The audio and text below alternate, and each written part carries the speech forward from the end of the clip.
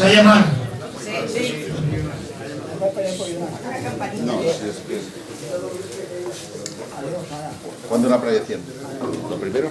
No. Es que yo estoy estorbando la... Buenas tardes a todos. Soy el coronel Pedro Pascual Otero, de Infantería, vocal de la Junta Directiva de la Hermandad. En primer lugar, me va a permitir mencionar que tengo un recuerdo para los dos compañeros nuestros, los policías que han sido asesinados en Kabul, Jorge García Tudela y Gabino San Martín Hernández. Yo espero que Dios los tenga en su gloria, porque al fin y al cabo han muerto por Dios y por España. Yo creo que nunca mejor dicho. En nombre del coronel Moya, que no se encuentra aquí porque por motivos familiares ha tenido que ir a México, pues les doy a todos la bienvenida al Salón de los Tercios de la Hermandad de Antiguos Caballeros Legionarios, que, como digo siempre, está en la casa de todos los españoles de buena voluntad. A todos ustedes, muchas gracias por su asistencia a la presentación de la novela La Mejala, de Nico Roa Acilla, que realmente, ahora lo verán y por lo que les cuente, pues refleja una historia de la historia de España, ¿no? En África, en años realmente complicados y convulsos de la historia nacional. Nos acompañan en esta presentación don Luis Togores Sánchez, doctor en Historia Contemporánea y profesor universitario, y es en la actualidad secretario académico del Instituto CEU, jurado de los Premios Ejército de Investigación de Humanidades. Dedica gran parte de sus trabajos de investigación a la historia militar de España, y de hecho es autor de varios libros sobre Millán Astray, fundador de la Legión, el general Muñoz Grande, el general Yagüe. Luego también sobre la División Azul tiene algún libro, entre otros un libro de fotos que yo no sé si lo presentaron aquí también, me parece que lo presentasteis aquí. Y luego nos acompaña también el general de división don Rafael Dávila Álvarez, perteneciente a la 24 promoción de la Academia General Militar. Ingresó en el año 65 y actualmente se encuentra en situación de retiro. Tuvo mandos importantes, como es el mando de la Guardia Real, siendo coronel, siendo general de la brigada, fue jefe de la brigada legionaria, de general de división mandó la subinspección general de Ejército, y este local concretamente pertenece a la SUIG, forma parte del acuartelamiento de la antigua Capitanía General. Y luego ya de reserva, pues estuvo de vocal permanente de la Asamblea de las Reales y Militares Órdenes de San Fernando y San Hermenegildo hasta que pasó a retiro. Yo, más que retirado, realmente le diría que es un veterano de las Fuerzas Armadas, porque él sigue realmente, en este momento mantiene un blog que tiene como cabecera, se lo voy a leer, dice: nada hay como el soldado español, y mi única aspiración siempre ha sido estar a su altura. Yo creo que con eso pues nos refleja realmente qué espíritu le anima, y en este blog realmente pues lo vemos siempre. Los que pertenecemos a la hermandad tenemos la suerte de recibir todos los artículos a través del correo electrónico de la hermandad. Con él colaboran el teniente general Pérez Alamán, el general de brigada Adolfo Coloma y el general de división de Infantería de Marina Chicharro. Y realmente pues son temas interesantísimos. Entre otros, tratan siempre temas de actualidad, sobre todo aquellos que atentan, desgraciadamente ya lo estamos sufriendo, contra la unidad de España, y están siempre pues realmente dando temas. Luego ensalzan lógicamente la virtud de las Fuerzas Armadas y sobre todo a sus componentes, que es realmente lo importante. Y por último le voy a presentar en un momento al autor del libro, que realmente es el protagonista de verdad, ¿no? Que es Nico Roa Acilla, ¿no? Nació en Burgos el año 1961 y, como él le gusta decir, aunque es un hombre joven, pues es un castellano viejo.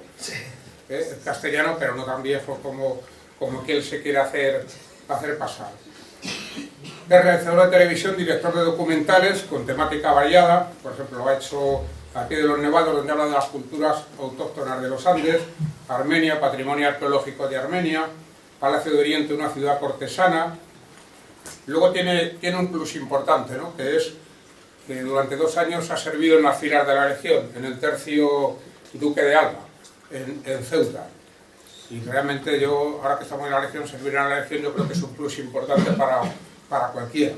Y yo creo que por eso además ha querido presentar esta novela se presenta aquí, lo cual yo quiero agradecerte, Nico, que hayas querido presentarla en la Hermandad de Antiguos Caballeros Legionarios. Realmente esta novela es su primera novela. Y hablando un poquito de la novela, porque luego él no lo va a explicar, pues realmente creo que yo la he leído, ¿no? He tenido la suerte de una que dejo aquí en la Hermandad, pues me la he leído y refleja, pues como le decía antes, la época convulsa de los años 33 en España, la refleja perfectamente, ¿no? Y luego a los que hemos tenido la suerte, pues, de poder estar en el Sáhara en algún momento, pues realmente nos ha hecho recordar también aquellos tiempos jóvenes tenientes en que estábamos en el Ayun y recorriendo todo aquel desierto y aquellas zonas. Y yo por mi parte le vuelvo a repetir las gracias y ya no quiero quitar más tiempo. Luis Segura, cedo la palabra al doctor para que... Muchas gracias, mi coronel. Bueno, yo soy amigo de Nico, del Cabo Roba, hace ya a lo mejor 10 años o más, que nos conocimos en Ciudad Rodrigo, cuando hacía un documental sobre la toma de Ciudad Rodrigo por las tropas napoleónicas, es decir, que hace ya años. Bien, Nico es un buen conocedor de toda esta zona y me ha tocado hacer un breve marco histórico sobre el escenario de la novela. Y entonces, bueno, pues voy a cumplir con el papel que se me ha dado. Pero antes de eso me gustaría hacer una reflexión sobre los escritores militares. Yo soy hijo y nieto de militar, soy la oveja negra de mi familia porque no soy soldado, sino profesor de historia. Y siempre ha habido un tópico que yo escuché en la universidad cuando era estudiante, bueno, es una cierta incultura o brutalidad de los militares, ¿no? Un tópico que, bueno, se ha ido curando, pero que todavía queda un pozo, ¿no? Y quizá Nico es es una clara muestra de una estela de escritores soldados que llega hasta la actualidad. Y cuando estaba esta tarde leyendo la novela, yo tengo la manía de tener la televisión siempre encendida y mi mujer lo lleva muy mal, estaban poniendo el Álamo, ¿no? Y estaba pensando yo, ¿qué película han hecho con el Álamo? Y el tema de la novela de Nico, qué buena película daría, lo que pasa es que nunca se va a hacer, eso ya lo sabemos, ¿no? Y luego estaba viendo los militares y soldados, escritores, y sobre todo los legionarios, ¿no? Entonces, iba recapitulando brevemente qué legionarios habían sido escritores, pues, y evidentemente, bueno, es obligado, ¿no? En esta casa primero hablar de Millán Astray y su libro La Legión. Luego tenemos a Franco, con Diario de una Bandera y otros escritos.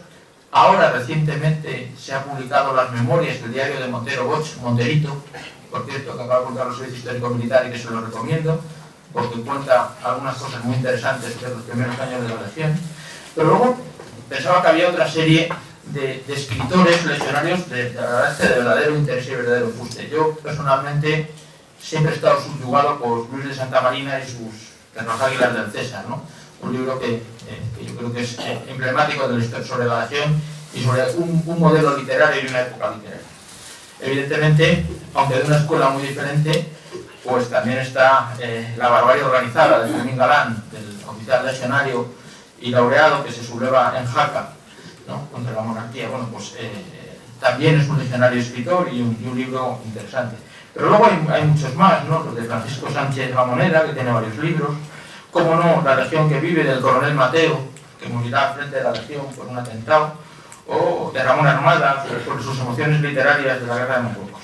En esa línea de novelas, pues yo creo que se enclava la novela de Nico, ¿no? Una novela aunque no habla de la Legión, pero sí habla de un escenario donde los legionarios han estado moviéndose, como decía el coronel, durante mucho tiempo, que es la zona de Tarfaya, la zona del Sáhara y la zona de Idni, ¿no? Bien, como saben ustedes, esta es una zona que prácticamente desde 1400 los españoles teníamos intereses porque está muy cerca de las costas de Canarias y donde realmente empezamos a tener presencia por una serie de tratados que tenemos en 1767, que se firman los primeros, y sobre todo el tratado de 1799 que firma Carlos IV. A partir de este momento, los intereses españoles por el norte de África pues, son verdaderamente interesantes, aunque la realidad, digamos, de la llegada a la zona que trata Nico en su novela se produce en 1912, cuando empieza, pocos años antes, ha empezado el protectorado, y por un acuerdo con los franceses los españoles llegamos al sur del río Dra y ocupamos la zona de Tarfaya de forma paralela a la ocupación del norte del protectorado español, es decir, la zona que rodeaba Ceuta y Melilla, la zona del Rif. Allí, en la zona que va a llamarse el Río de Oro, tenemos uno de los primeros personajes que en España casi nadie conoce, pero es de una relevancia evidente, que es el capitán Benz, que es el que va a crear realmente el enclave de Cabo Jubi, que también describe Nico en su novela, y donde parte de ella se desarrolla en este enclave, y un enclave que los españoles, muchos de ellos, pues vamos, un poco los más mayores recuerdan, tuvimos en 1958, que después de dar la independencia a Marruecos, lo conservamos unos años y luego se le dio la independencia.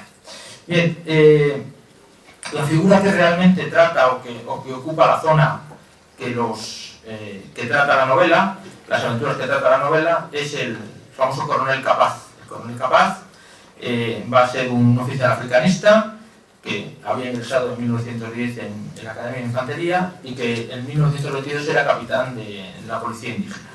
Él va a ser una de las figuras, uno de los soldados españoles más destacados en la campaña de Marruecos, hombre que hablaba árabe, que se movía muy bien en la zona, tenía mucha habilidad para moverse entre los jefecillos locales del Marruecos español, del protectorado, y que casi todos ustedes recordarán porque es el artífice precisamente de la toma de Chauen el 10 de agosto de 1926, la toma de esta ciudad que prácticamente se tomó sin pegar un tiro en una guerra verdaderamente brutal por la de Marruecos, precisamente por las buenas digamos, habilidades de Capaz en esta serie de actuaciones.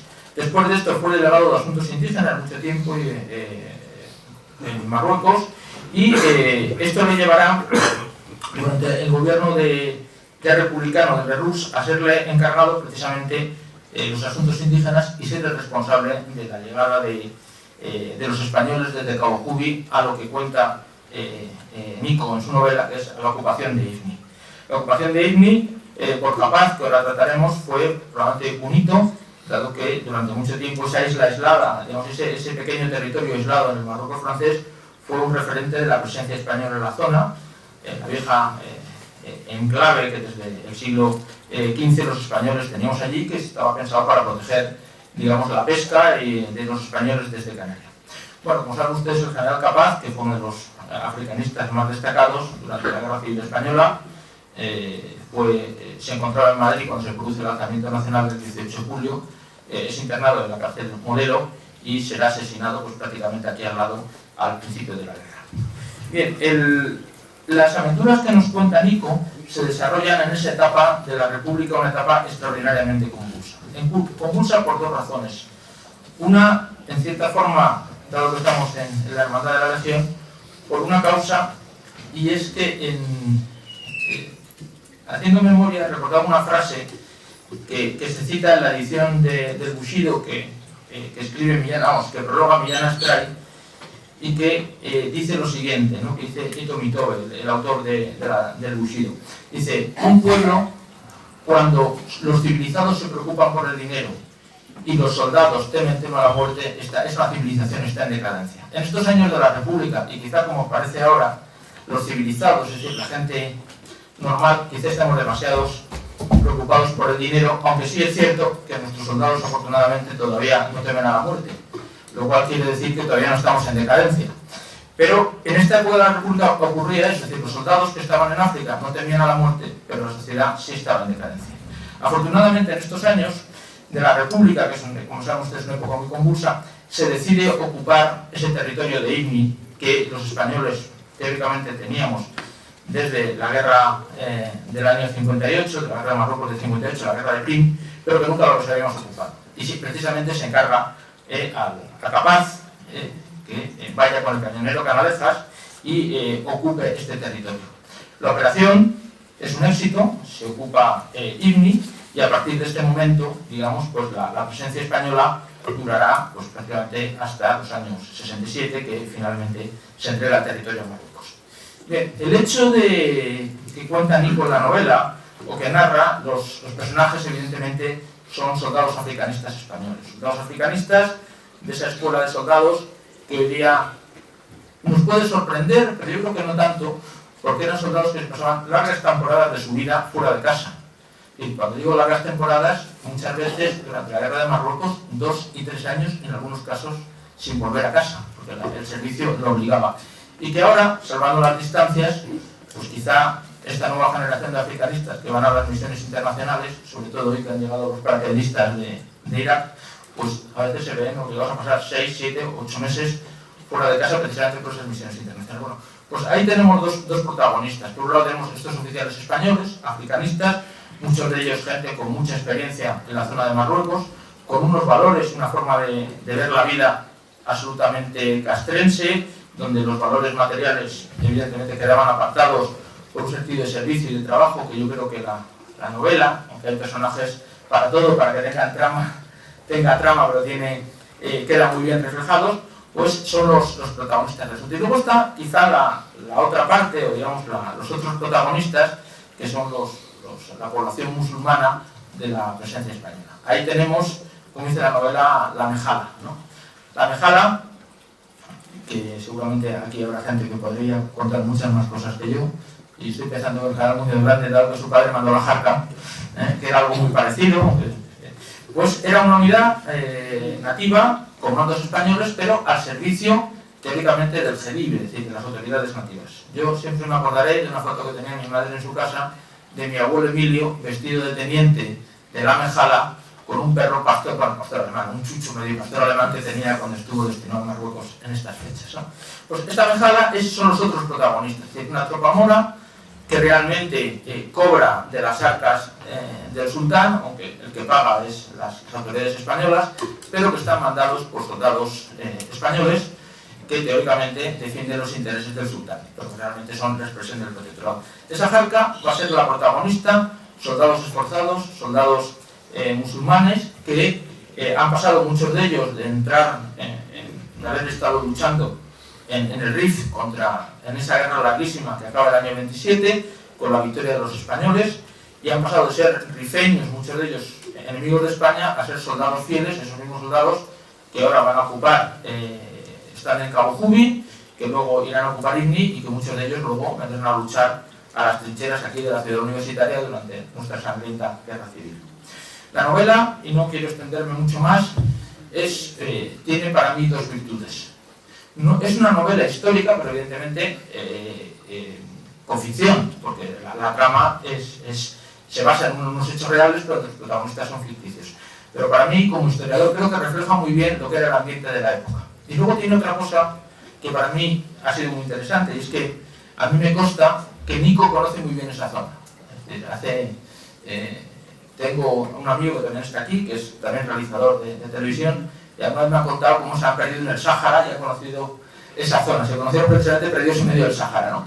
Y yo sé que esa zona la conoce bien, y conoce bien a los saharauis, y conoce bien la zona de Tafalla, y conoce bien el Cabo Jubi y ese territorio. Y eso le da una riqueza que al leer la novela yo creo que tiene la virtud de transmitirnos, por un español, entre comillas, un africanista, bueno, pues ese conocer ese territorio, conociendo realmente pues muchas costumbres, porque lo únicamente que se ve es viajando, además viajando como sé que viaja Nico, que es con la mochila al hombro, ¿no?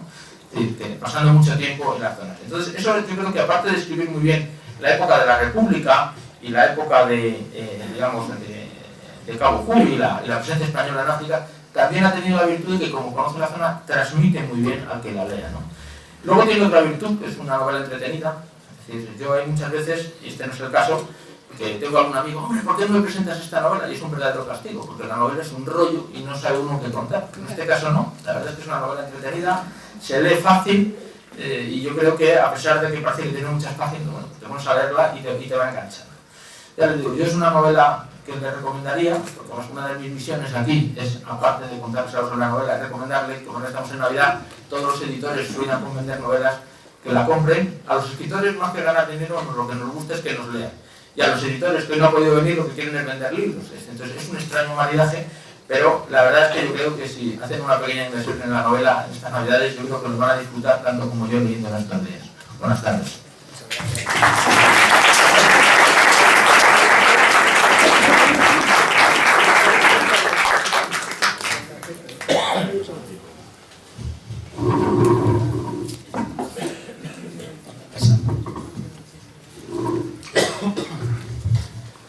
empezar dando las gracias a Nico Roa por haberme sentado aquí, por permitirme presentar tu libro, tu novela.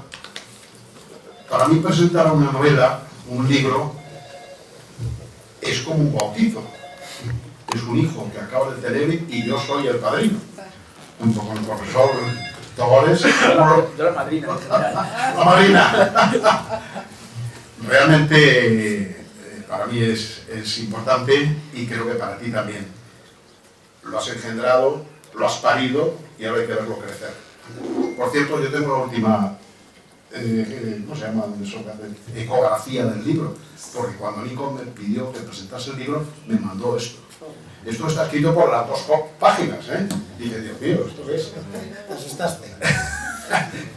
Tu madre ahora lo hablábamos, ¿no? Increíble, y luego se queda reducido. Muchas gracias, Nico, por permitirme esta presentación y que tu hijo crezca y sea por lo menos legionario. Vamos a ver. ¿Cómo conocí yo a Nico? Es una cosa curiosa. Creo que era el año 2003. Verano de 2003. Una época complicada para no ahí, porque es complicado, la lección siempre está... Pero en fin, era una época de mucho trabajo. Y de repente, yo no sé si fue de Madrid o mi jefe de Estado Mayor, me dicen que se va a integrar en la brigada de la Legión 3 personajes, 2 chicos y una chica, y que van a estar durante una semana o 15 días viviendo como legionarios con nosotros. A mí aquello me sonó evidentemente raro. Una vez pensado, dije, bueno, puede ser un buen ejercicio de publicidad, pues pueden... Y así fue. Me enteré que Nico era legionario, se integraron en la Legión, lo hicieron estupendamente. Uno de ellos, profesor de Educación Física, de INED, el primer día que salió a correr con los legionarios a las 8 de la mañana, un lunes, mal día para los legionarios, después del fin de semana, no aguantó ni la mitad del recorrido. Y delante de la cámara tuvo que confesar, los legionarios han podido conmigo. Bueno, cosas de tanto que beben, que soplan, que no sé qué, que no sé cuánto. Profesor de INEF. Pero tengo que pedir o explicarle a Nico una situación que vivimos. Se hizo un ejercicio de fuego real, importante, un ejercicio serio. Y al amanecer me desplacé yo en el puesto de mando móvil con mi Estado Mayor al observatorio, poquito antes de iniciarse la preparación artillera y que los ingenieros abriesen brecha en las alambradas. Y al llegar al observatorio me encontré con un guirigay de gente, Nico, unas chicas, chicos, todo el mundo allí como aquello fuese una romería. Tuve que decir solo 2 palabras y hasta las piedras guardaron silencio. Nunca le he explicado a Nico, pero él como legionario entiende las razones. En la acción no se hacen ejercicios, ni se hacen maniobras. Se combate desde el principio. Hasta cuando se está haciendo fuego a las siluetas, se está combatiendo. Y creo que lo entiende todo el mundo, y él lo entiende mejor, que es legionario. Porque además eso ocurre también al escribir. Esto no es una broma. Escribir es algo muy serio. Si el domingo pasado ustedes leyeron la columna de Arturo Pérez Reverte, lo explica muy bien. Dice que estaba sentado al sol del otoño en la Plaza Mayor leyendo un libro, Vida de Santos, y se acercó un personaje. Buenos días, don Arturo. Buenos días. Arturo Pérez Reverte pensó que era pues lo típico, ¿no? Me pedirá foto con el móvil y tal igual. Pero no, aquel personaje le dijo, mire, es que le he visto por aquí don Arturo y quería saludarle. Realmente yo no he leído nada de usted, pero mi mujer sí. Mi mujer tiene todos los libros y tal. Y yo quería, lo escribe Arturo Pérez muy bien, yo ya dejé el libro, a ver este hombre que quería y tal. Y lo único que quería es preguntarle, porque yo quiero escribir una novela. Bueno, pues nada, dígame usted, Shakespeare, Cervantes, los clásicos, tal, dígame. No, la verdad es que yo no he leído mucho tampoco. Bueno, pues entonces vamos a ver, de historia, de policíaca, de tal. No, pues es que, total, el tío ya se había sentado a la mesa con Arturo Pérez Reverte y ya Arturo Pérez Reverte con su ironía y tal, le dijo, oiga, ¿y por qué no deja lo de la novela y escribe usted música, una canción? Dicen, hombre, no, eso no lo puede hacer cualquiera, para eso hay que saber.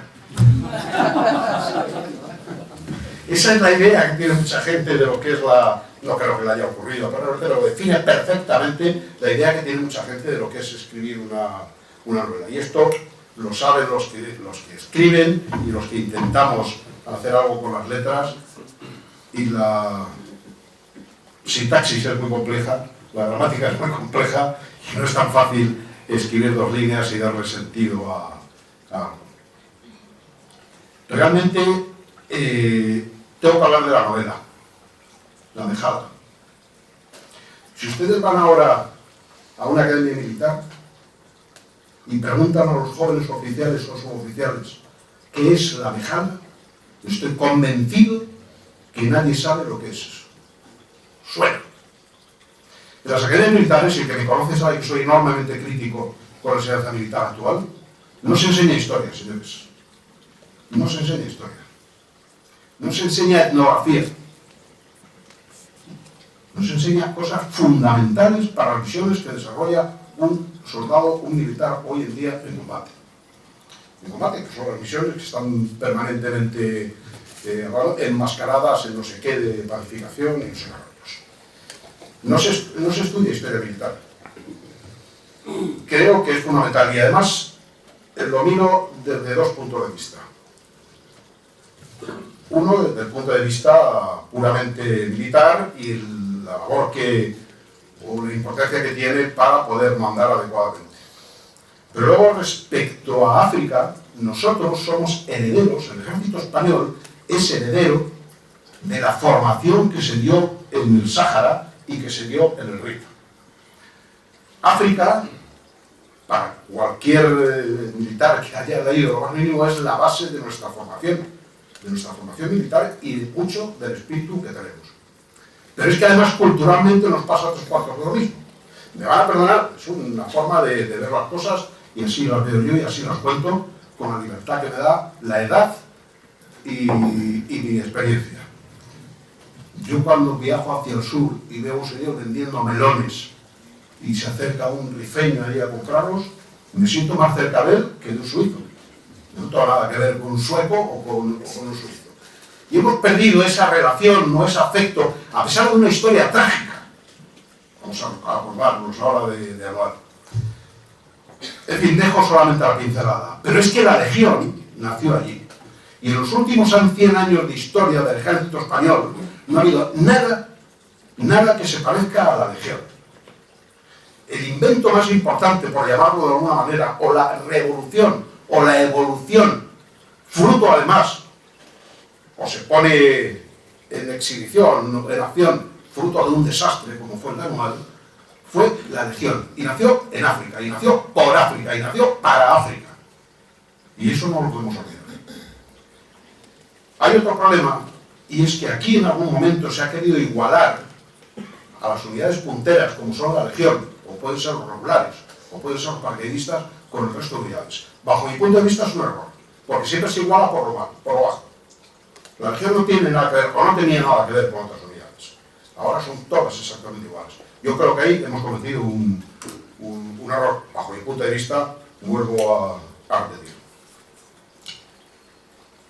La novela de Nico habla de historia, de cultura africana, del Sáhara o del Rif, me da igual. Puede ser que yo tenga el sentimiento tan metido del Rif, porque mi padre en la guerra civil le salvó la vida materialmente, de verdad, a hombros, un rifeño. Y estaban regulares 5, como un personaje de la novela que es auténtico. César Calle estuvo de regulares 5. Sí, sí. Le salvó un rifeño, un morito, que todos los años le mandaba una foto con cara de asustado porque su religión no le permitía hacerse la fotografía. Y fue un rifeño. Y yo estaba escribiendo hasta que se abortó, porque mi padre y yo seguí escribiéndome con el cabo. Bueno, pues a lo mejor conservo ese afecto y ese cariño a todo ese norte de África. Somos Europa, miramos a Europa, pero creo que jamás deberíamos olvidar a nuestro vecino del sur por muchos problemas que nos haya creado y nos pueda crear. Es importantísimo mantener una relación permanentemente buena con nuestro vecino del sur y más con ese pueblo rifeño que se ha sacrificado muchas veces por nosotros. Digo que tu novela es, como decía el profesor Togores, es historia. Una historia además profunda y muy española. Hay momentos, además está desarrollada en un momento muy importante, el año 33, el profesor también sabe de esto muchísimo más que yo, en plena República, y para el ejército, toda esa época de la República se centra siempre en la ley de hazaña. Ya toda crítica a la ley de hazaña, que no voy a entrar yo en ese tema ahora. Pero hay una historia mucho más profunda, que no se ha estudiado. Generales que se fueron, pero a rajatabla. Dijeron, no, yo no vuelvo, no juro la Constitución republicana, y no vuelvo. Y no volvieron. Otros aguantaron. Otros, movieron de edad. Cada uno hizo lo que realmente...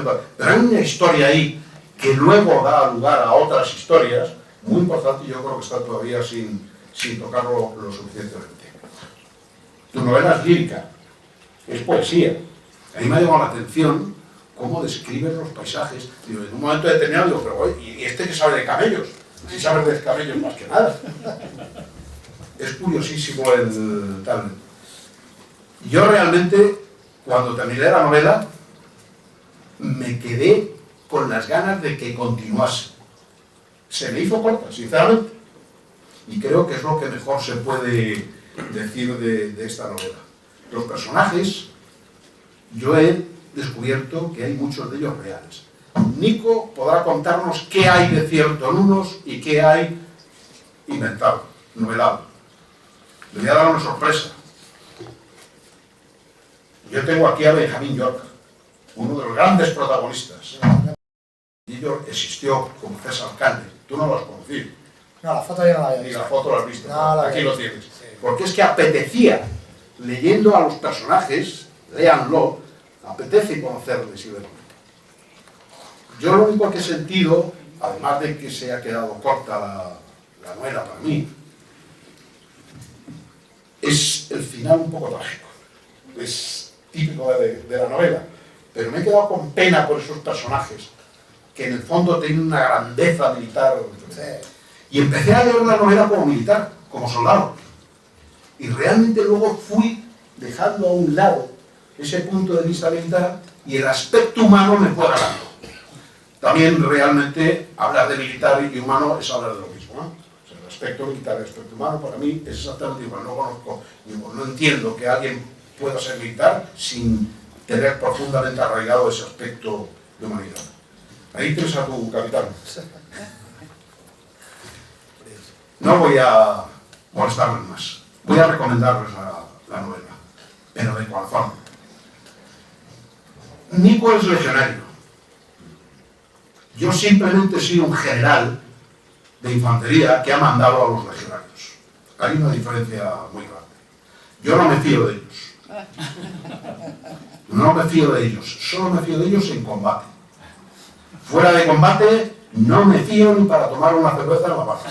Lo voy a pagar yo, seguro. Hombre, hoy te invito yo a un vino. Vamos a verlo.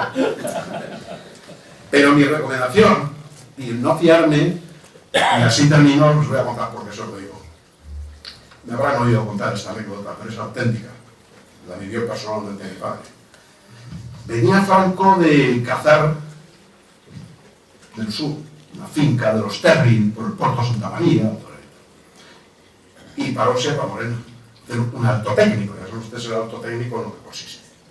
Y el ayudante le comentó, Excelencia, ahí hay un antiguo legionario suyo, dice que ha sido legionario suyo, y quería saludarle.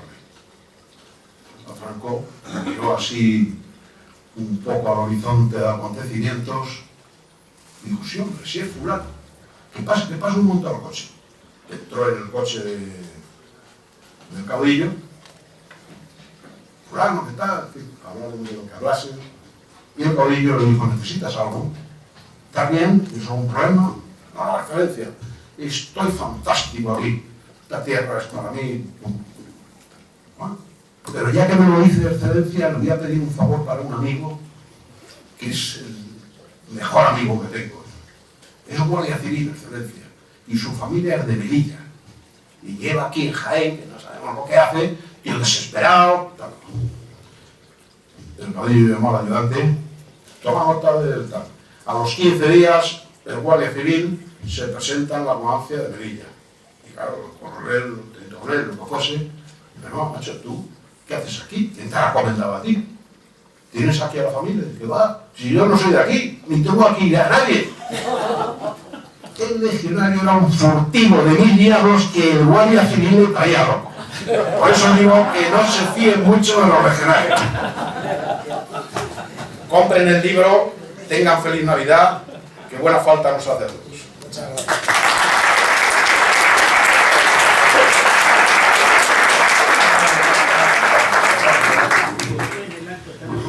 Bueno, pues con estas introducciones que han sido tan emotivas, la verdad que bueno, a uno le queda el sabor, y además viendo tantos amigos que han venido, algunos de lejos, familiares, de diversos momentos, de diversas situaciones, y entonces pues me resulta muy emotivo teneros a todos aquí.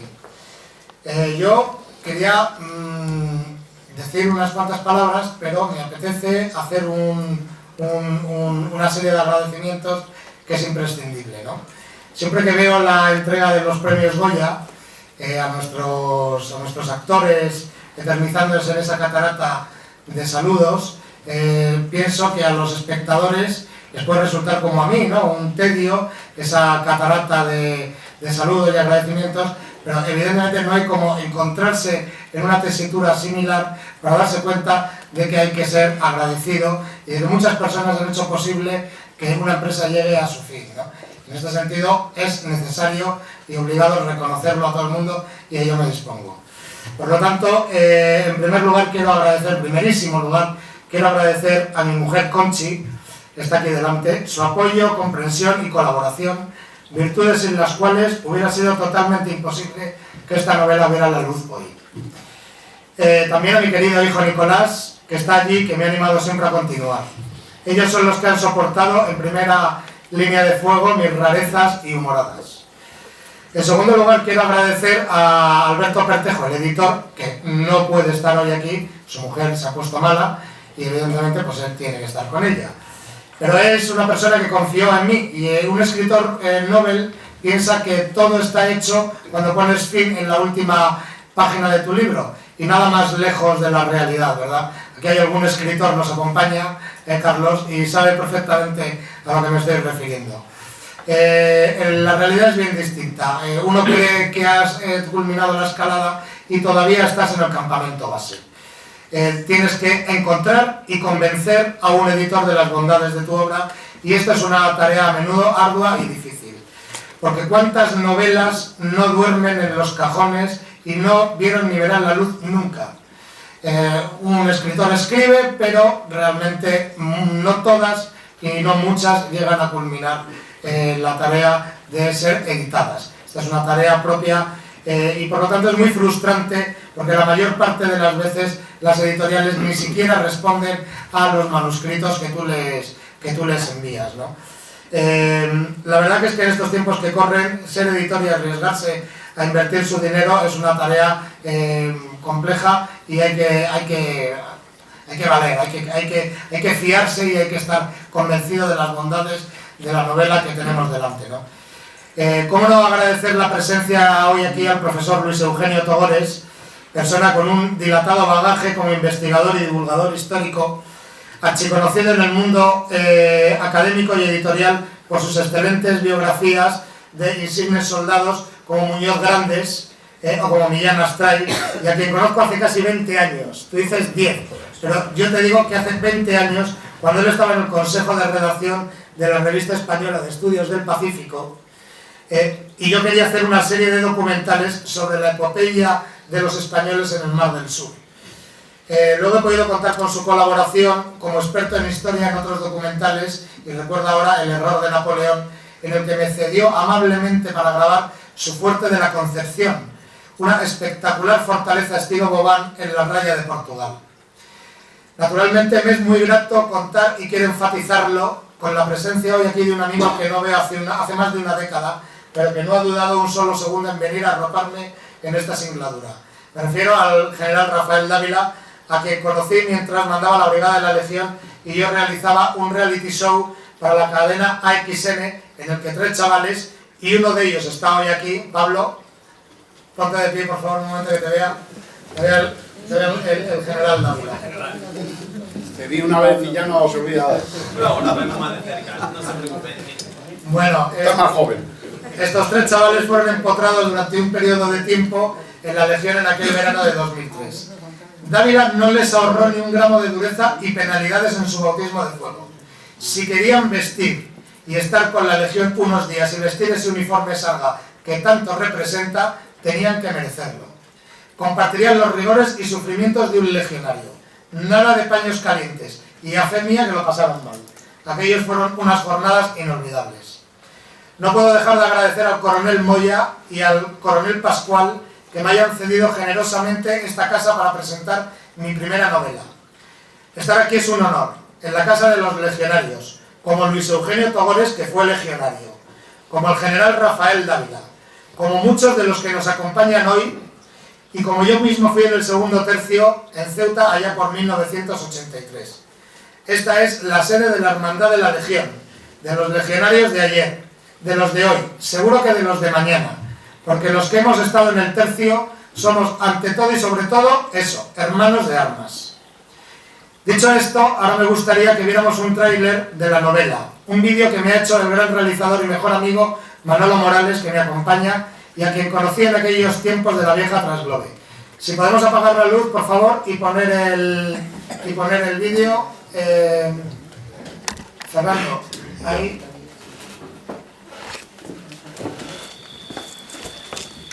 Vosotros no lo veis. Sí, yo sí. A lo mejor tú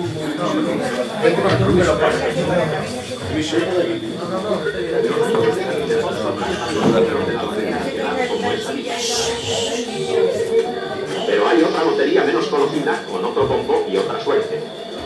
1938, Rey Estevez Leopoldo, el primero para África. 12.000 motos esperan destino ante el gobierno militar de Madrid. Los guardias no han podido con ellos.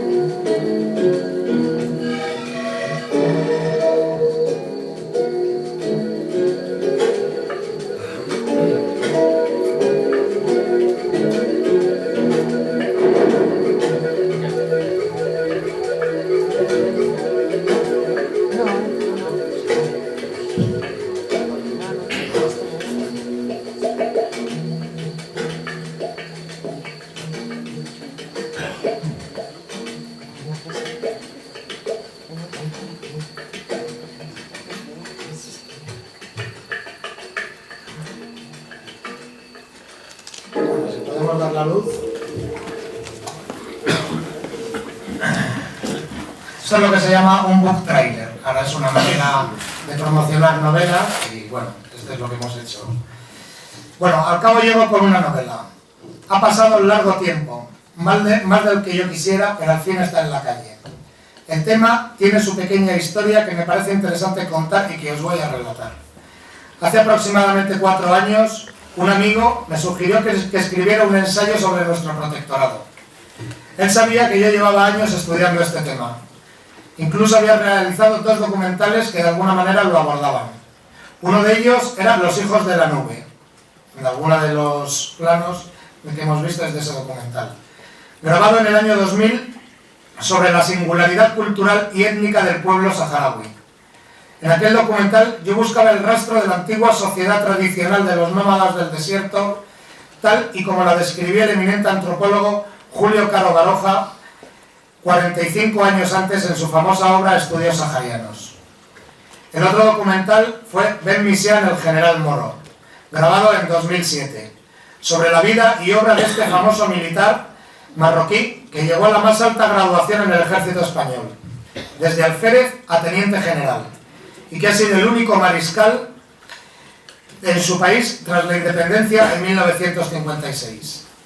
En esta ocasión tuve el privilegio de entrevistar a los famosos y temidos moros de Franco, soldados valerosos y aguerridos como pocos, y conocer de cerca su mundo y sus costumbres, su modo de vida, de cómo y por qué se afiliaron, y de la singularidad de los oficiales que les mandaban. Mi deseo era divulgar lo leído y lo visto en los viajes que realicé grabando estos documentales por el antiguo Sáhara español, desde los campamentos de Tinduf hasta el pozo de Zug, en el profundo sur, además de la Mauritania, y por los territorios de la zona norte del protectorado español en Marruecos, entre los ríos Lucus y Muluya. Yo era consciente de que el tema de nuestro protectorado estaba totalmente arrumbado, y por lo tanto casi desconocido para el gran público español. El tema no tenía ningún interés salvo para un reducido grupo de estudiosos profesores de universidad y militares. Aquello tenía para casi todo el mundo un sabor rancio y antiguo. Recuerdo una entrevista publicada por el profesor Morales Lezcano en uno de sus buenos libros, en la que un político marroquí aseguraba que conoció a un ministro de la UCD que ignoraba que España hubiese tenido alguna vez un protectorado en Marruecos. Sin comentarios. El tema, sin embargo, a mí se me antojaba apasionante y creía que debía hacerse un esfuerzo de divulgación, pero las instancias oficiales no me ayudaron a realizar un documental que era lo que yo quería. Primero por el filtro de la nefasta ley de memoria histórica y luego por problemas presupuestarios que arruinaron mi idea original de propalar lo que fue aquella aventura colonial transcurrida entre 1912 y 1956. Así las cosas, con poco o ningún presupuesto, solo me quedaba abierta la vía de la escritura. Escribir, sí, pero ¿el qué? ¿Un ensayo? ¿Una novela? Mi formación me inclinaba más al ensayo. Tenía una amplia bibliografía leída y muchísimas notas sacadas de mis viajes, pero algo me rondaba la cabeza, más allá de la certeza de que el público en general, no el reducido grupo de estudiosos al que me refería antes, no lee casi ensayos y sí novelas. Quizá era posible conjugar ambos géneros, escribir una novela histórica, rigurosa y veraz, que abordase aquel periodo desde varios puntos de vista, el antropológico, el geopolítico y el estrictamente histórico. Así pues, me decidí a escribir una novela. La novela, como medio de expresión, es una herramienta versátil y polivalente, además de barata, aunque nadie piense que una novela se escribe únicamente al calor de un brasero en una mesa de camilla, no. En realidad una novela histórica exige una documentación exhaustiva que implica al menos tiempo, y el tiempo es dinero. En mi caso también requirió muchos viajes y largos meses de estudio en la Biblioteca Nacional, en el Archivo Militar de Segovia, en el Instituto de Historia y Cultura Militar, y en museos de diversa índole en Madrid y fuera de ella, como el Naval, el del Aire, el de Regulares en el precioso cuartel González Tablas en Ceuta, el de la Legión, etc. La novela tiene la ventaja de poder ofrecer al lector píldoras de historia de una manera amena y entretenida, Píldoras que de suyo muchos lectores serían remisos a tomarla si no estuvieran edulcoradas en medio de una trama de acción, amor, aventuras e intrigas. Así, de esa manera, se pueden ofrecer al público capítulos de nuestra historia que de otra manera recabarían poca o ninguna atención. A favor de la novela se puede decir que por su propia naturaleza tiene la ventaja de poder contar historias con un tiempo más pausado que, por ejemplo, el cine. La novela admite más matices que el cine. No entraña la necesidad acuciante de resolver todo con premura. Se aviene mejor a la introspección, al estudio psicológico de los personajes, a escudriñar las honduras de sus almas, mostrando lo de que mezquino y noble hay en cada una de ellas, tal y como son las personas en la realidad, prisioneras de su carácter y sus circunstancias. Merced a la novela, los personajes son más ricos en facetas y nada tiene por qué ser blanco y negro. Dentro del héroe puede anidar un canalla, y el malvado a menudo actúa así, movido por lo que él cree una causa buena y justa. A menudo el novelista no se puede sustraer a la tentación de que sus experiencias autobiográficas le sirvan como munición para recrear sus escenas. Yo no he sido una excepción. Quienes me conocen encontrarán estampas reconocibles vividas en común. Otras pertenecen solo a mi memoria y aparecen como retazos desmadejados de una vida intensamente nómada. Mis experiencias en el ejército, en mis viajes, en los diversos lugares donde he vivido aparecen salpimentadas en la novela. Decidí pues escribir una novela histórica, pero esto me abocaba a un debate no resuelto. ¿Cuán histórica debe ser una novela histórica? O dicho de otro modo, ¿debe la historia encorsetar la acción de una novela? En realidad toda novela, excepto las de ciencia ficción o las de pura fantasía tipo El Señor de los Anillos, o ese género tan en boga últimamente de las ucronías, esto es, aquellas que juegan con la premisa de ¿qué hubiera pasado si? Todas se mueven en un contexto temporal determinado y en esa medida podemos decir que son históricas. Sin embargo, el autor tiene libertad de que sus personajes históricos hagan o digan cosas que no estén contrastadas históricamente, pero que serían congruentes con el pensamiento y el devenir de esos personajes y de su época, y que sirven al propósito de la narración. Así podemos hacer que Escipión, Carlomagno o Rommel, por ejemplo, hagan o digan cosas que de suyo serían plausibles, aunque no tengamos constancia de que realmente las hicieran. Podemos sumergirnos en sus pensamientos y en sus cavilaciones, que son terrenos totalmente especulativos, y presentar personajes más ricos psicológicamente, en la senda que nos dejaron marcadas los maestros del género, desde León Tolstoy a Mika Waltari o Robert Graves. Por lo tanto, mi novela es histórica en, digamos, un 85%. El 15% restante es licencia literaria, pura imaginación, pero necesaria para crear al protagonista y al antagonista, a sus respectivos aliados, para que la secuencia narrativa avance a buen ritmo, con giros, tramas y subtramas, y la acción alcance su clímax. Sin embargo, y a pesar de que la novela histórica goza de buena salud y parece ser un género literario en boga, yo había notado una ausencia importante de nuestros novelistas a la hora de abordar la historia de nuestra presencia en África. Los títulos eran muy pocos. A mi modo de ver, había una laguna en nuestra narrativa de temática militar y colonial como no la había en otros países de nuestro entorno. Recuerdo, por ejemplo, a Jean Lartegui y sus novelas sobre la Legión Francesa y las guerras de Indochina y Argelia, los centuriones, los pretorianos, los mercenarios. En España, el tema de nuestro protectorado estaba casi ignoto. Con el éxito reciente del Tiempo entre costuras de María Dueñas, en los capítulos que ocurren en Tetuán y Tánger, esta tendencia quizás se haya invertido un poco, pero sospecho que no demasiado. Así surgió la idea de escribir una novela sobre nuestro protectorado, que a mi modo de ver necesitaba de una reivindicación sin fisuras. Reivindicación se entiende desde un punto de vista simbólico o metafórico, o como una aspiración cultural, pero no más. Me quedaba por pergeñar una trama que reuniese todos los aditamentos de acción, aventura, amor e intrigas que le hiciesen atractiva al gran público. Solo había que mirar alrededor.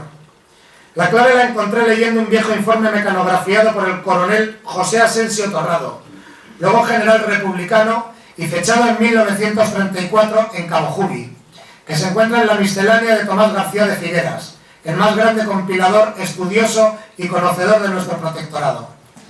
En esos legajos mecanografiados con tinta casi diluida y viejas grapas que han oxidado el papel, se narraban los sucesos ocurridos en el fuerte de Cabo Jubi entre agosto y diciembre de 1933. El fuerte de Cabo Jubi era, por decirlo de alguna manera, nuestro fuerte de Zindernef, aquel castillo de la Legión Francesa en medio del desierto donde ocurre la acción de la novela Boyest, que llevó a la pantalla e inmortalizó Gary Cooper. La historia de lo que ocurrió en Cabo Jubi me pareció fascinante. La ocupación frustrada de Ifni, a cargo de una sección de la Mejala. El envío de esta unidad como guarnición al Sáhara marroquí sin previo aviso. La vida cotidiana en un fuerte del desierto como microcosmos y trasunto de la sociedad de la metrópoli, con sus tensiones políticas en lo que ya se barrunta en el horizonte de enfrentamiento civil. El descenso a los infiernos del capitán Kangle, elegido por ser el mejor para aquel puesto en el desierto, y su trágico final. Las componendas francesas para erosionar nuestra ocupación en un territorio en el que ellos nos consideraban intrusos. Perdón. Una vez más, como dice Alberto Pertejo, el editor, nuestra historia se convertía en verdadera protagonista. No había que acudir a otros caladeros. Esta historia tenía todos los aditamentos de exotismo, viajes e intriga que el público demanda de una novela de aventuras. Además, me permitía algo para mí muy importante: hacer una aproximación a la vida militar, vida que conozco en alguna medida por haber vivido en varios recintos militares, como bases aéreas o cuarteles de la Legión, regulares, paracaidistas, Guardia Real, etc.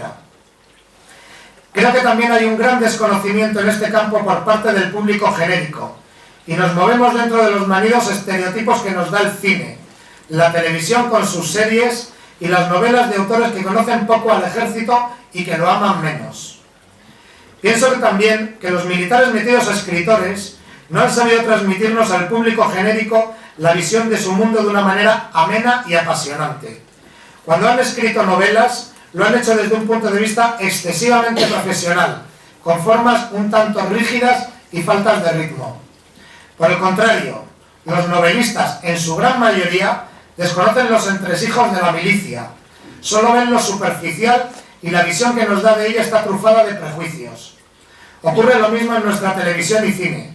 He visto errores de bulto en películas y series que me hacen preguntar si es que los productores no se han querido gastar el dinero en un asesor, que bien puede ser un militar amigo, o si está hecho así de mal aposta por algún propósito no confeso. Para mí, en cambio, el ejército representa la incardinación de valores refugio a los que tarde o temprano se acaba acudiendo. Valores como el honor, el valor, la camaradería, el espíritu de sacrificio y la defensa de la comunidad, que son a la postre sobre los que se ha cimentado nuestra civilización. Las páginas de mi novela destilan la admiración con que percibo yo al ejército y creo que se nota. Es una novela que recorre los diversos escenarios donde un militar colonial desarrollaba su carrera. Es en este sentido una novela de soldados, mas no militarista. Toda novela está marcada por el influjo de otras obras, y esta no podía ser menos. No oculto la influencia que desde pequeño representaron para mí las novelas de aventuras de James Oliver Curwood, Robert Louis Stevenson o Emilio Salgari, entre otros. Pero si un artista en estado puro, un narrador de historias, un creador de imágenes, ha calado hondo en mi memoria y ha influido en mi novela, este es John Ford, por su buen hacer, por su gusto y sensibilidad, sobre todo en su trilogía de la caballería americana, donde demuestra un profundo conocimiento del mundo militar y cuyas imágenes destilan una épica que en tantos momentos son de una plasticidad insuperable, pura poesía. El baile de los suboficiales en Fort Apache, las marchas en formación a su paso por Monument Valley en la Legión Invencible, las mujeres de fuerte carácter que comparten con sus maridos los azares de la vida cuartelera en Río Grande, las canciones, tan importantes en la filmografía de este genio y que tanto me han influido a la hora de incluir música en mis documentales y ahora en mi novela. También acuso influencias de otra literatura, de otros autores, como John Steinbeck, como escrutador de las profundidades del alma humana y sus miserias, en tanto que el fuerte de Cabo Jubi es un caldero puesto a fuego lento que va alcanzando poco a poco la temperatura crítica de ebullición, y las pasiones y los instintos de sus moradores se van precipitando hacia un final inexorable y trágico. Del protectorado no voy a hablar, pues ya lo ha hecho el historiador Luis Togores. Pero sí diré que siempre me llamó la atención la manera de cómo España gestionó aquellos territorios, pues allí se puso de manifiesto la diferencia de nuestro país respecto de otros de nuestro entorno. España desarrolló una tarea civilizadora muy grata por cuanto dio sus frutos, que sin embargo no supimos o no quisimos recoger. España no trató de manera denigrante ni supremacista a la población marroquí, antes al contrario. La inteligencia demostrada en el acercamiento y comprensión del alma rifeña le granjeó a España numerosas simpatías entre los países bajo el dominio colonial. Ello fue fruto del profundo conocimiento y respeto que España tuvo sobre aquel territorio y sobre su responsabilidad como tarea protectora. La manera paternalista y caballerosa de cómo España gobernó en esas tierras fue puesta como ejemplo frente a la manera arrogante y prepotente de otras potencias. Por ello, España no tuvo los problemas a la hora de la descolonización que tuvieron franceses, belgas o holandeses. España no impuso las costumbres ni el modo de vida español, antes al contrario, se potenciaron y apoyaron las artes y la cultura islámica. Se organizaron viajes de peregrinos a la Meca, se descubrieron yacimientos arqueológicos y se construyeron toda suerte de infraestructuras, como mezquitas, zocos, puertos, ciudades, hospitales, museos, paradores nacionales, todo lo que se pudo considerando lo exiguo de nuestras arcas.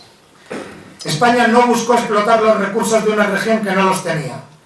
Las minas de oro de San José de Huixán, las famosas minas del Rif, fueron más un reclamo de la época que un verdadero Eldorado.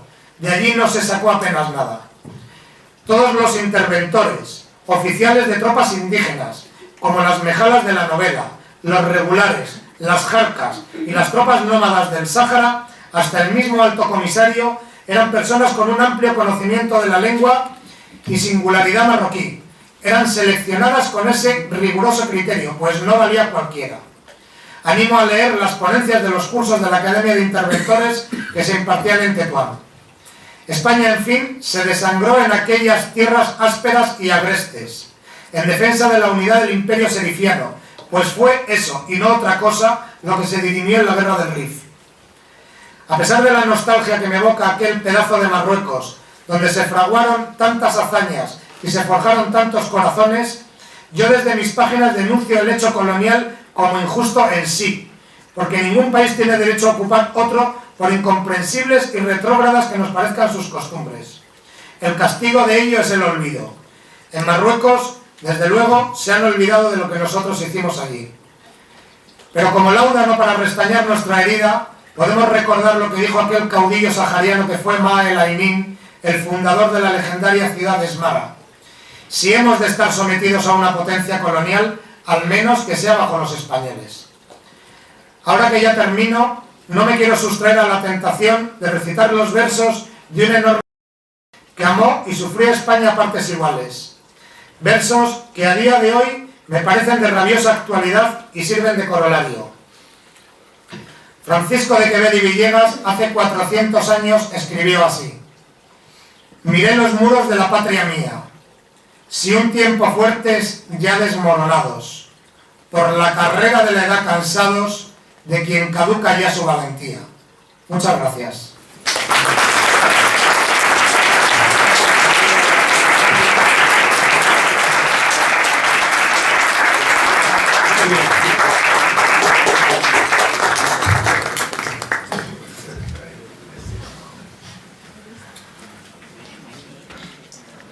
Visto que, como les decía a todos ustedes, la presentación de esta novela pues nos ha permitido hablar de la historia y de la geografía de España, recorrer provincias hoy en día ya olvidadas, lo cual es importante, pero yo creo que además es muy gratificante. El autor me ha dicho que si alguien quiere hacerle alguna pregunta, que está dispuesto a contestarlas. Carlos, sí, bueno, en primer lugar darte la enhorabuena porque pasar del manuscrito que tiene el general delante a esto es un trabajo muy complicado. Tú lo sabes, tú lo sabes bien. Y yo te doy la enhorabuena porque efectivamente conozco un poco el tema. Me gustaría que nos contaras muy brevemente, porque de la novela ya la leeremos tranquilamente, cómo ha sido la dinámica de la escritura. Creo que son 11 capítulos, más un epílogo. La idea que tuviste fue diseñar un esquema de principio a fin y seguirlo, o creaste unos personajes y dejaste un poco que los personajes fueran escribiendo ellos la novela con tu colaboración. Bueno, pues esa es una pregunta técnica que realmente tiene su intríngulis. Con el manuscrito del coronel Asensio en la mano, había que ampliarlo y rellenarlo. Me tomé la molestia de sacar los expedientes militares de todos los personajes que aparecen en la novela, y que al final de la novela, por cierto, hay un apéndice de qué fue de esos personajes luego de ocurrir los hechos que en la novela se narran, ¿no? Entonces, yo pude deducir cómo era el carácter de los personajes a tenor de su experiencia y de su hoja de servicios. Pero luego también es cierto que me hice ese esquema que hay que hacerse, con unos posit, con unos tal, los vas cambiando, etc. Hay un flashback, la novela comienza con un flashback, y entonces ese flashback es recurrente y aparece a lo largo de la novela una conversación que dejamos en suspenso y retomamos a ella para aliviar un poco al espectador de ese caldero a presión en el que se va convirtiendo la novela poco a poco. Gracias. Muy buena.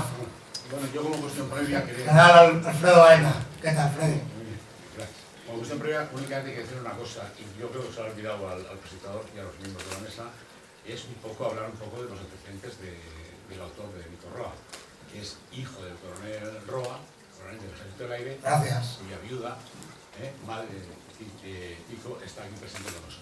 Muchas gracias.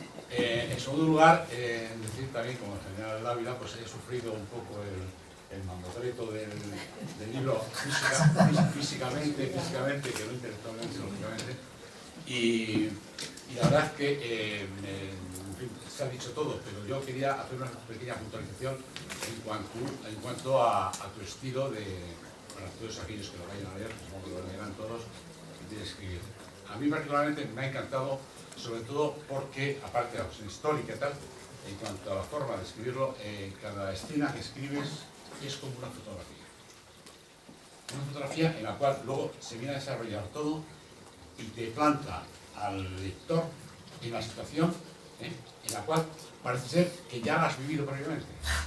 Y sin embargo, eres tú el que de alguna forma pues estás introduciéndonos a todos en escena a escena a lo largo de toda la lectura de tu libro. Enhorabuena, y yo te insto a que sigas escribiendo, porque lo haces muy bien. Muchas gracias, Freddy. Vamos a ver si hacemos otra segunda novela. Pero sí es cierto que muchas de las cosas forman parte de la experiencia que uno ha vivido. La novela está trufada de experiencias, de situaciones vividas por mí, y en ese sentido, pues hombre, la verdad que es que sí he tenido la suerte de estar en muchos sitios. Eso me ha llevado a ser un nómada, claro, y no de ser el culo de mal asiento y tal, pero luego a lo mejor para esta profesión sirve, ¿no? Para otras a lo mejor es un inconveniente, mi mujer pues está hasta el gorro y tal cuando dices que te vas o cualquier cosa y esto, pero luego a lo mejor para rellenar unos capítulos y con una descripción que sea enjundiosa y que sea visual, como me decía una amiga un tanto galdosiana, ¿no? Y tal, pues yo creo que es interesante y enriquece. Ayuda a un público que no va a ir a lo mejor nunca allí a ver y a percibir olores, sensaciones, etcétera. Muy bien, pues yo ya para terminar quiero decir por qué no me puedo resistir a ello, ¿no? Al ver estas imágenes en el tráiler de ese desierto, me imagino que mucha gente de los que estamos aquí, véase mi capitán Diego Camacho, Arturo, compañero de promoción, pues habremos sentido, yo por haber sentido un cierto ataque de nostalgia, ¿no? De ver esas extensiones en las cuales nos hemos movido más de una vez. Y luego, en nombre de todos ustedes, pues yo quiero agradecer tanto al profesor Togores, al general Dávila y en especial a Nico Roa, autor de la novela, pues el buen rato que yo creo que todos hemos pasado, y a todos ustedes que pasen una feliz Navidad, y como he dicho antes, esta es su casa para cuando quieran venir por esta hermandad de la Legión. Y nada más, muchas gracias. Bueno, a mí me gustaría decir ahora, yo por supuesto, si alguien quiere, le firmo un ejemplar, y a continuación en el mesón hay un vino de camaradería, la costumbre de nuestros ejércitos. No sé si por mor de los recortes se van recortando, pero yo me he dado el gustazo de invitarles a todos ustedes que me honran con su presencia a compartir y tomar un vino y poder charlar distendidamente. Muchas gracias.